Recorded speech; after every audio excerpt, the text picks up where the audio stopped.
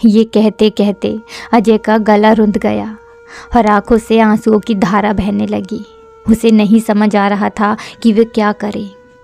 वह अब पूरी तरह टूट चुका था, क्योंकि वह कामनी के बिना भी नहीं रह सकता था और अपनी माँ के बिना भी। उसकी ज़िंदगी में ऐसी शाम होने जा रही थी जिसके बाद सदियों तक कोई उजाला नज़र नहीं आ रहा था। अब उसे फैसला करना था कि उसे अपना भविष्य चाहिए या गुजरा हुआ अतीत। एक तरफ उसका अतीत लिए, मुंह पर झुर्रियाँ व बेटे से कुछ अधूरी सी उम्मीदें लिए उसकी बूढ़ी माँ, व दूसरी ओर उसका अपाहिज सा भविष्य व उसकी प्यारी सी गुड़िया पिंकी को साथ लिए उसकी पत्नी। आखिर करता भी तो क्या। बहन अकेली माँ उसे चाहिए थी और ना ही पत्नी। एक समय था जब उसकी ज़िंदगी में दूर दूर तक कोई गम का नाम भी न था, पर पता नहीं किसकी नज़र लग गई। अचानक वह उठा और माँ के कमरे की ओर बढ़ा। इससे पहले कि वह माँ से कुछ बोल पाता, माँ बोल पड़ी। क्या हुआ बेटा? किसका फ़ोन था? क्या वह वापस आ रही है? हाँ माँ, वापस आ रही है, पर रहने के लिए नहीं, हमेशा के लिए हमसे दूर होने व पिंकी को ले जाने के लिए। अजय ने कामनी के साथ हुई सारी बातें माँ को बता दी। बेचारी बूढ़ी माँ, जिन्होंने सोचा भी नहीं था कि बात यहाँ तक बढ़ जाएगी कि उसे वृद्धाश्रम जाने तक की नौबत आ जाएगी। अजय की बात सुनकर बेचारी कुछ देर खामोश हो गई। अंत में फैसला किया कि वह वृद्धाश्रम चली जाएंगी, पर कभी भी अजय व कामनी को अलग नहीं होने देंगी। माँ के मुंह से ऐसी बात सुनकर अजय हक्का बक्का रह गया। ये क्या कह रही हो माँ? तुम अपना स्वयं का घर छोड़कर वृद्धाश्रम में जाओगी और एक अनाथ की ज़िंदगी जियोगी? मैं ये कभी नहीं होने दूंगा। क्या आप कामनी के लिए अपना घर छोड़कर जाओगी? अच्छा होता अगर मैंने शादी ही ना की होती। नहीं बेटा, ऐसी बात नहीं है। कामनी तुम्हारी धर्म पत्नी है। हमेशा उसका साथ देना, ज़िंदगी के सफ़र में कभी उसका हाथ मत छोड़ना। रही बात मेरी, बेटा मेरा कितना जीवन और बचा है, थोड़ी बहुत ज़िंदगी ही बची है, उसे मैं वृद्धाश्रम में गुजार लूँगी बेटा। पर तुम्हारी तो पूरी ज़िंदगी तुम्हारे सामने है।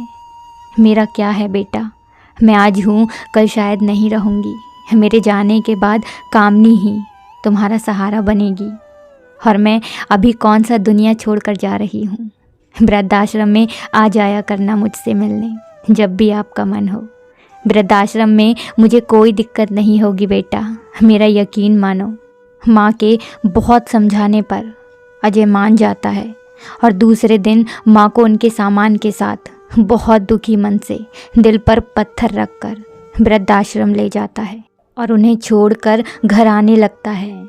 पर उसकी नज़रें बार बार मुड़कर माँ को देखती रहती हैं। बूढ़ी माँ की आंखें भी अपने बेटे को जाता देख आंसुओं से भर जाती हैं। माँ की आंखें अजय के जाने के बाद भी बस उसी तरफ टुकुर टुकुर देख रही थीं जिस रास्ते से अजय गया था।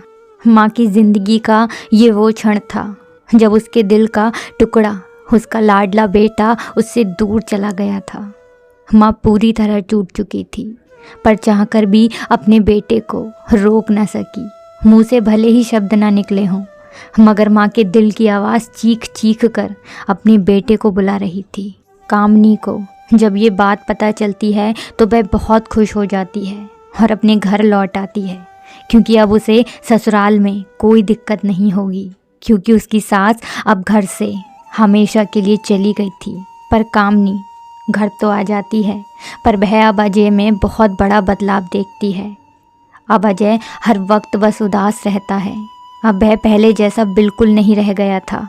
अब वह हमेशा चुप ही रहता था और अपने पापा को ऐसे देखकर और दादी माँ के चले जाने पर पिंकी भी बहुत उदास रहती थी। और कामनी के घर की चहल पहल, उसके घर की खुशियाँ जैसे कहीं खो गई थीं। अजय हर रोज़ काम पर जाते वक्त अपनी माँ से मिलकर ही ऑफिस जाता था। वृद्धाश्रम आने के बाद अजय की माँ बीमार रहने लगी। डॉक्टर नर्स सब बहुत परेशान हो गए, पर अजय की माँ के कहने पर किसी ने भी अजय से इस बारे में बात नहीं की। क्योंकि अजय की माँ अपने बेटे को परेशान नहीं करना चाहती थी। कई दिनों बाद भी तबीयत में सुधार नहीं हुआ तो डॉक्टरों ने उन्हें एक बड़े हॉस्पिटल में चेकअप के लिए भेजा। जब रिपोर्ट आई तो पता चला उन्हें कैंसर है और ये बीमारी लगभग उन्हें 3 महीने से है। जब भी अजय माँ से मिलने आता था, कामनी को बहुत बुरा लगता था। वह हमेशा अजय को रोकती थी। कभी कभी अजय पिंकी को भी साथ ले जाया करता था। इससे कामनी को और भी ज़्यादा बुरा लगता था। उधर अजय के ऊपर काम का दबाव भी बहुत ज़्यादा था, जिस वजह से वह अब हर रोज़ माँ से मिलने नहीं जा पाता था। अजय को माँ के कैंसर के बारे में भी नहीं पता था।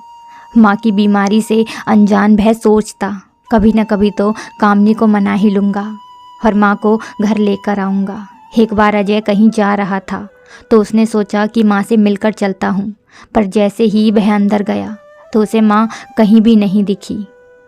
जब आसपास पूछा तो उसे पता चला कि उनकी तबीयत बहुत ज़्यादा ख़राब है और वह अस्पताल में भर्ती हैं। ये बात सुनकर अजय बहुत ज़्यादा दुखी होता है और माँ से मिलने के लिए जल्दी से अस्पताल पहुँच जाता है। जब वो अपनी बीमार माँ को अकेले हॉस्पिटल में देखता है तो उसकी आंखों में आंसू बहने लगते हैं। उसको अपने बचपन की याद आ जाती है, जब माँ उसका बहुत ख्याल रखती थी। उसे आज भी याद था जब माँ उसकी तबीयत ख़राब होने पर पूरी पूरी रात जागकर उसका ख्याल रखती थी, और आज बेटे के होते हुए भी उसकी माँ अस्पताल में अकेली दर्द से तड़प रही थी। ये सोचकर अजय फूट फूट कर रोने लगता है। जब माँ के पास पहुँचता है तो माँ बोल भी नहीं पाती है, पर इतनी ख़राब तबीयत में भी अपने बेटे को देखकर वो खुशी से रोने लगती हैं। मन तो करता है अभी उठकर बेटे को सीने से लगा ले, पर उनकी तबीयत बहुत ज़्यादा ख़राब होती है। डॉक्टर ने अजय को बताया कि इन्हें कैंसर है और अब इनकी ज़िंदगी ज़्यादा दिन की नहीं है। इतना सुनकर अजय बहुत बुरी तरह रोने लगता है और टूट जाता है। उसे बहुत गहरा धक्का लगता है।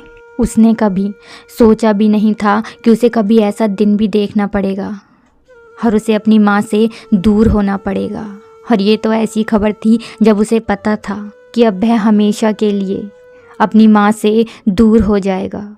ये सब सोचकर वह टूट जाता है। बच्चा बड़ा कितना भी हो जाए, पर माँ तो माँ होती है। डॉक्टर अजय को कहती हैं, अजय ये बहुत भयानक बीमारी है और इनकी अवस्था ऐसी है नहीं कि ये इस बीमारी से लड़ने में सक्षम नहीं हैं। इन्होंने जीने की उम्मीद जैसे छोड़ दी है।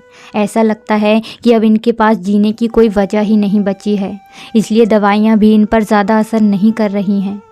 तुम अगर इनकी ज़िंदगी के बाकी दिनों में अपने साथ रखो तो शायद ये कुछ दिन जी सकेंगी। अजय डॉक्टर से पूछता है, मुझे इन्हें खुश रखने के लिए क्या करना होगा? डॉक्टर कहते हैं, आप इन्हें अपने साथ रखिए और इनका ख्याल रखिए। जितना ज़्यादा हो सके सही समय पर इनको दवा देना, इनके खाने पीने का ध्यान रखना होगा आपको। आप कल शाम तक इन्हें घर ले जा सकते हैं। डॉक्टर की सलाह लेकर अजय अपने घर की तरफ चला जाता है। अब वह जल्दी से कामनी के पास पहुंचता है और गिड़गिड़ाते हुए उससे कहता है कि माँ अस्पताल में हैं। उनकी तबीयत बहुत ज़्यादा ख़राब है। उनको कैंसर की बीमारी हो गई है और डॉक्टर ने कहा है कि अगर हम माँ को घर ले आएं तो शायद माँ कुछ दिन और जी पाएंगी। कामनी, मैं माँ के साथ उनकी ज़िंदगी के आखिरी वक्त में उनके साथ रहना चाहता हूँ, उनका ख्याल रखना चाहता हूँ। पता नहीं कब वो मुझे हमेशा के लिए छोड़कर चली जाएं, तो मैं चाहता हूँ कि उनकी ज़िंदगी के आखिरी वक्त में मैं उनका साथ दूँ। बस मेरी माँ को घर आने दो कामनी। इसके बाद मैं कभी भी पूरे जीवन में तुमसे कुछ भी नहीं मांगूंगा। तुम जो कहोगी वही करूँगा। बस आखिरी बार मेरी बात मान लो कामनी, मैं तुमसे विनती करता हूँ। कहानी अभी बाकी है दोस्तों।